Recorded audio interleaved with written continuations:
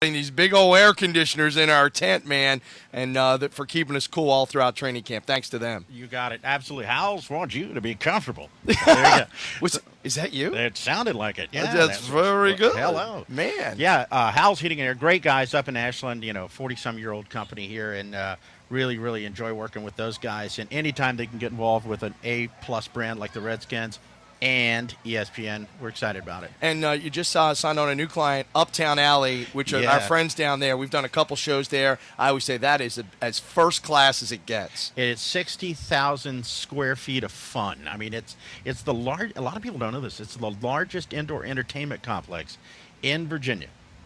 Number one in beer sales and number 4 in liquor sales. I mean, wow. That's a lot of people. Either that or people in Midlothian drink a lot. I'm not quite sure. But, no, they're pulling in people from all over the area because it is a huge facility, not just a bowling alley, as you might know, but a real big entertainment complex. Today, the folks from Altria have rented out the entire facility. Whoa. Yeah, so. Dave, talk about Madison+Main. Sure. And, you guys have been around for a while and certainly have a major mark in this town and certainly in the advertising game. It's the world's greatest marketing firm. No, in all humility, thank you. Thank you very much. No, we're coming up on our 8th birthday. We're very excited. We work with challenger brands, companies that you may not know about. We like to say, we're between I know a guy, and the Martin Agency. There's a big gap to fill, and mainly that's what we try to do, advertising, marketing, and PR for those type of companies. We're very thankful for the client relationships that we have. You mentioned Howells and Uptown Alley and companies like Rainbow Station and Let me mention Capital Ale House. my friends at Yardworks. Yardworks. Obviously, Robbie Irvine and the gang down there. And you actually won some awards for the spots that you did for them. We're excited. Yardworks is a great company. You mentioned Robbie and Billy and those guys are coming by to see the Skins. Huge Virginia Tech fans, by the way. Huge, yes. And those guys are amazing. We worked with them when they only had 2 locations. Now they've got 6 and opening up in other parts of the state. And, thanks for mentioning that. We did some TV ads for them, and next thing you know, we got national attention for that. And because we have clients that let us do some fun stuff like that, it really put us on the map. Your business, Madison+Main, almost coincided with the whole social media boom, and you've really used that to your advantage, and have done it right and have been aggressive.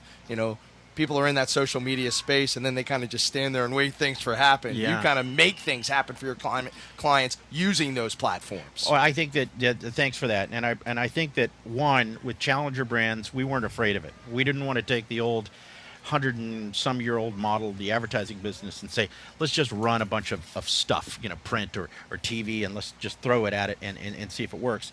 Today's brands actually have to be a little bit smarter. They have to engage with their clients a little bit better, and so. In 2005 when we got started, we were talking about, MySpace and Friendster and stuff like that. Exactly. And people are going, what? And and here, 8 years later, Facebook's got 1.3 billion users, and we're building brands, local brands, like Virginia Women's Center, that have 6,000 fans on Facebook. A few years ago, even convincing clients in this market that is a really important part of the marketing mix. Now we don't have to convince them anymore. I think they understand that that's part of it. And we were out there at the beginning kind of alone saying, hey, this is really important stuff. And so it's actually kind of satisfying to sit back 8 years later and go, yeah, you know what, we were right. Yeah, no question about it. And sports is an area in which there's been almost a perfect marriage. Twitter, I think, a little bit more so than Facebook, but without question, those social media platforms have been really powerful. I mean, the fact that we have this whole term social TV now, where people are using the second screen, and in some cases a third screen, while they're watching football or watching the NCAA tournament, and it's created this new dynamic and this new conversation. Mm-hmm. Yeah, and absolutely. We've seen it during the basketball tournaments. We're fortunate enough to promote the CAA men's basketball championships. We're still fortunate enough to do that. They're just unfortunately not going to be in Richmond next year. But, you were talking to Parney a few minutes ago. Parney's a great guy. The Squirrels have done a really great job communicating with the fans. Their fun club, I think it's the kids club or something, has 12,000 or 15,000 members. That kind of stuff really gets promulgated through social media, and it's just a it's a way for organizations, but the fans as well. I mean, my son, I took a picture of him with Kirk Cousins a few minutes ago, who is Kirk Cousins 8 on Twitter, by the way. Yes, he is. There you go. So they're all there. A few years ago, some of them were like kind of hesitant. Some of them were kind of getting in trouble, but it's a tool. It's a communications tool. When I was 11, I got in trouble with the telephone. I mean, so it's these days. I think it's something that athletes are embracing, and organizations.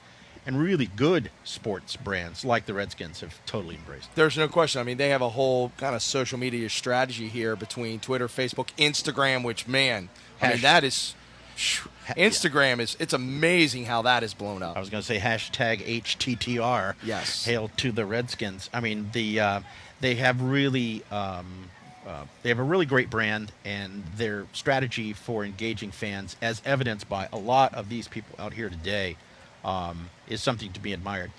Some companies get it, some sports brands get it.